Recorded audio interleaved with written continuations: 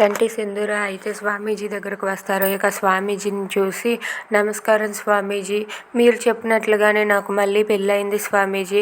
నా భర్త నన్ను పెళ్లి చేసుకున్న నాళ్ళకే ఇప్పటికీ నన్ను భార్యగా అంగీకరించాడు. ఇప్పుడు మేము భార్యాభర్తలం అయ్యాం. ఇప్పుడు ఏం చెయ్యాలి చెప్పండి, కానీ మా అత్తమ్మ మాత్రం మాకు దూరంగా ఉంది అని చెప్పి అంటూ ఉంటుంది. అది వినగానే అక్కడ ఉన్న స్వామీజీ ఇలా అంటూ ఉంటాడు, నువ్వు చేసిన గౌరీ పూజకి నువ్వు అందరినీ కూడా ఆహ్వానించు, అలాగే మీ అత్తమ్మను కూడా ఆహ్వానించు. మీ అత్తమ్మ ఇచ్చిన నల్ల పూసల్ని నువ్వు మెడలో తాళిబొట్టుగా వేసుకో, అది నీ భర్త చేత వేయించుకో.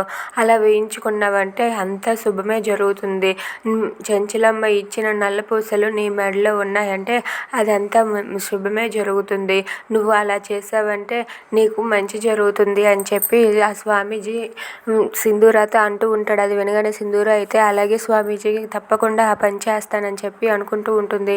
ఇక చంటి అయితే అలా మాటలు వింటూ ఉంటాడు. ఇక అటుగా వచ్చిన కేశవ అలాగే చంచలమ్మ వాళ్ళిద్దరూ కూడా అలా చూస్తూ ఉంటారు. ఇక చంచలమ్మ సింధూరకి నల్ల పూసలు ఇస్తుందా?